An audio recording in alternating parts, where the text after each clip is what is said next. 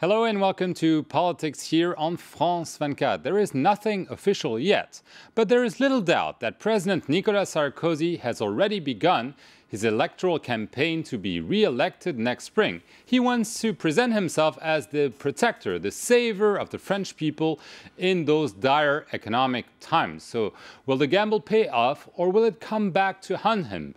With me on the set to discuss this issue is Mark Dean, who is with Bloomberg News, and Denis de Montpion, who is with the Nouvel Observateur magazine. So last week, Nicolas Sarkozy went on primetime television, and in an interview, he was asked if he had made up his mind to run again, and when he would tell the French what his decisions is. Listen, the question over my candidacy will be decided sometime around late January or early February. So you haven't made your decision, Mr. President? Yes, I've made up my mind. I have chosen to be President of the Republic until the last minute, to do my duty, rather than poison the French and make them waste their time with what could be my ambitions, an issue in which they've got very little interest for now. Mark Dean, no official candidacy, but all the indications, the body language would seem to show that Nicolas Sarkozy has, in fact, already declared his candidacy. Well, he's certainly campaigning for it. And now, you know, since the socialist primary is over, now is the time that the campaign begins. And with where he is in the polls, Sarkozy has no time to lose. Of course, it helps now that he has a candidate to fight against. Do you agree that it's already, he's already started? Yeah, he's already started. He's already campaigning for sure. But he said the other night on TV that he mentioned Chirac and Mitterrand, who were, you know, in office just before him. And he just remind people that what they did, they declared themselves only 2 months before the election. He said around February, end of February, beginning of March, because he knows perfectly well that such an election, 2 months campaign is enough. He doesn't need to really fight his opponent right now. So when you listen to him saying, well, I'm the president at full time, I mean, nobody believes it, because we know perfectly well that every things he does, when he goes to see French people in the countryside, it is for his campaign and to prepare his re-election. Mark Dean, he seemed to have everything prepared. A week ago, there was this very hard-fought deal in Brussels to save the euro, and the idea was to project himself the meeting of the G20 this week, where he would present himself as someone who can really solve the issue. Something he had not planned was the earthquake coming from Athens, and the decision by the Greek Prime Minister to maybe call for a referendum. So is this choreographed scenario, the fact that it's now, of course, a problem for Sarkozy, that he is not anymore the savior of Euro, France, and maybe himself? Well, I mean, it's a problem for Sarkozy as president of France, but it's not necessarily a problem for Sarkozy, the candidate. I mean, if his strategy, I think it's legitimate to say that part of his strategy is to say he is, the man of the moment. He is the one who can carry France through this crisis, and implicitly saying that François Hollande, who hasn't had a ministerial post, who hasn't had that government experience, who doesn't necessarily have his party behind him on the economic measures that need to be done, is not is less strong than Sarkozy is himself. I think that's a fair argument to make, and one that's being made implicitly. Now, inasmuch as the Greeks are prolonging the crisis, I think that Sarkozy can play for that, but he's got to play the strong man, and this also for the Greek calculation has to be in mind that there's domestic politics on the other side of their negotiating table as well. Right. This positioning of Sarkozy is like, it's me or economic chaos in France. I'll protect France's AAA, which is now under watch from Moody's, one of the rating agencies. Is this something that can win an election? Well, it will be very difficult because anyway, we'll know by February whether France loses its triple A or not. But so before the election, exactly, just before the election. But anyway, every French people and voter can notice that Sarkozy has been in office for 4 years and a half now. He was in charge of several ministers before when Chirac was president, and France is in a real chaos too. I mean, and so we can't see how he can appear as the savior of France, since he didn't manage to really help the economy since he's been in office. Besides, I mean, no one should forget that since he's been president, the debt has gone up by 27%. I mean, it's a record through the Fifth Republic in France. Do you agree that it's a problem for him? Well, I mean, I think that this is the obvious response from the left and from all opposition parties to this campaign. What can he say against it? Well, I mean, he won't. He'll say, well, it was the financial crisis and so on and so forth. But I mean, the point is, it's a deeply negative campaign, and subtly negative in the sense that he's saying, yes, my record isn't perfect or whatever, but I'm the only one who can get us, from here till tomorrow. Without going bankrupt, that's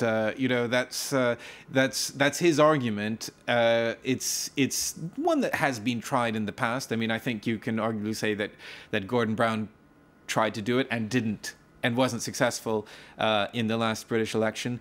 It's not unheard of, but it is a high-risk strategy. But if you look at the polls, it's... We'll look at the polls while you speak. There was one taken by Ipsos this week with the voting intention. Go ahead. I mean, the point is, it's a high-risk strategy, but, it's all he's got.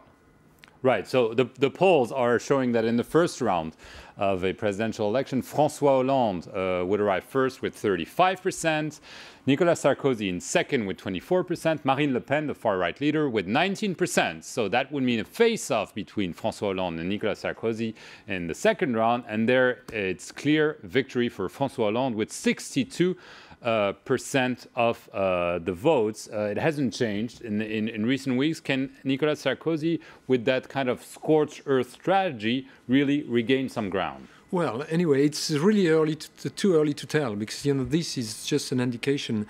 Besides, we know that François Hollande is the candidate of the left, of the Socialist Party at least, but we don't know what campaign he will exactly lead. He might make terrible mistake during the next months and really fall in the pool as well. But he has also positioned himself as someone who will cut the debt and the deficits. Maybe not the same recipes as Nicolas Sarkozy, but also as an austerity candidate. Well, okay, but up to now he didn't tell how he would do it. I mean, intention is not all in politics.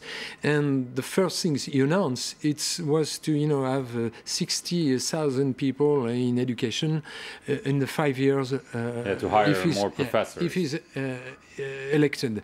But that doesn't mean that's not a way to reduce the deficit in any way. Right. You will have to find money somewhere else. Right. Just maybe to give maybe some hope to Nicolas Sarkozy, there was another question in that poll.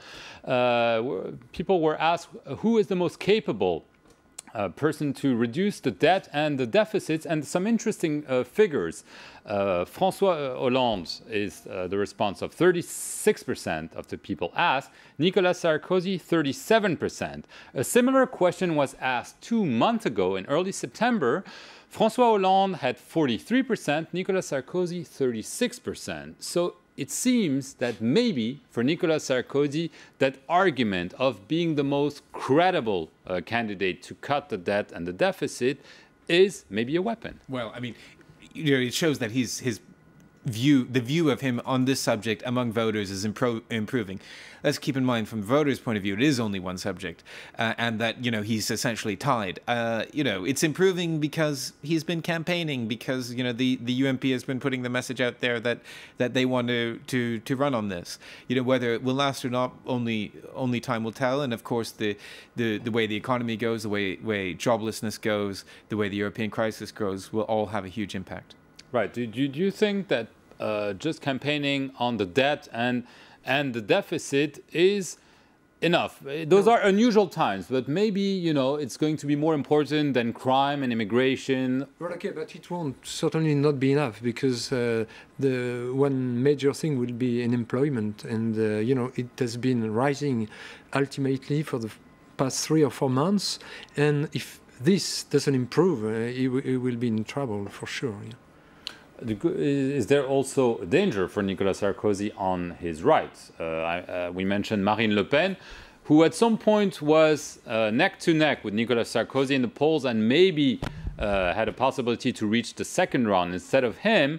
The fact that there's a lot of anger, maybe kind of anti-European feeling that we can see in many countries, including in France, also pose a danger to Sarkozy and maybe force him to take some positions to ward off her challenge. The essential problem for Sarkozy is that he's fighting on two flanks. He's fighting on both his left and his right. And at 19% in the poll we were just looking at there, Le Pen is very strong. Now, whether she gets stronger or not is a moot point. It's the Sarkozy needs to appeal to voters in the center, and he needs to appeal to those sort of Le Pen voters who helped get him elected in 2007. That's the key problem. No, it's true that the crisis in Greece will count very much as well, because if, for instance, we see Greece pulling out of euro, it will be obviously an argument for Marine Le Pen, who has always thought that the euro and Europe as a whole was a major problem of what's happening in the economy and the world. And she has been mocked by other politicians or commentators for actually saying we need to get out of the euro. Exactly, yeah. And people were saying, well, it's impossible, no one can do this. And if one country does it, she could say, well, yeah, exactly. I told you so. Because, they could devaluate, if Greece, comes out, they could devaluate and maybe recover slowly and get back into the economy, for sure. So does that mean that there is a limit to how much negativity Nicolas Sarkozy can inject into the campaign? Because if he says, okay, the crisis, the debt, the deficit is really what we need to focus on, but if this continues to deteriorate, well, he might pay the price and have someone on his far right emerge. Well, I mean, if it continues to deteriorate, it doesn't really help him either way. And particularly, I think it was really important to keep in mind that this actual situation of the French economy and, unemployment is a major, major issue. That's what, voters feel from day to day. I think Le Pen is, and especially her views on Europe and her views on the euro are critical. On the other hand, on that particular issue, keep in mind that, essentially you have a consensus between the two major parties. It's not like François Hollande or the socialists are out there proposing something extremely different from Sarkozy on that particular subject. Right. Do you think the socialists will have a problem? We already saw them struggling on the Greek referendum because, calling for the people to say whether they like is the essence of democracy, and it's difficult. And we saw the French socialists having a problem saying, okay, we need to save Europe, but we need to let the people speak. Yeah, exactly. It's not an easy situation for them because it's true that they've always, wanted, people to express themselves. They have an opportunity now. And remember what happened with the European Constitution when French people voted against and Sarkozy, president, managed to come back to that and ask the deputy to, he forced in a way the hand of the voter, and that's not a good thing indeed. And for the socialists, they'll be very cautious, waiting a few days and weeks to see what happened in Greece. Right, sure. But I mean, hasn't the recent economic developments already rendered moot the socialist project, and will force François Hollande to come out and say what he will do with less money, less income, less taxes coming in? Yeah, well, certainly I think that Hollande's problem is that, the current socialist economic plans will need to be revised. They know that. they don't necessarily have to come out and say it the day after tomorrow. You know, they can bide their time. They can ultimately, I mean, if they really want to press it, you know, get to March or April without saying something before, you know, it depends when Sarkozy will be putting them on the spot saying, well, what are you going to do really? I mean, we've seen a little bit of that with this thing about the 60,000 teachers being hired. And, you know, that's where Sarkozy has been attacking on. Where is the money going to come from? But, you know, I think that broadly speaking, the socialists won't do a frontal attack on A, the euro crisis, but B, on the debt and the deficits, because they want to just keep their own specific policies, you know, under the radar for now. Anyway, up to now, it's true that Hollande was clever enough not to stick to the socialist program in economic terms, because he said, you know, he would see, you know, how the situation would be, because it's moving every day now anyway. So in 3 months' time, 4 months' time, he always said he would adjust to the situation then. Okay, we'll have to see how the crisis evolves and how it impacts French politics. I want to thank both of you, and thank you for watching this edition of Politics on France 24. We'll see you next week.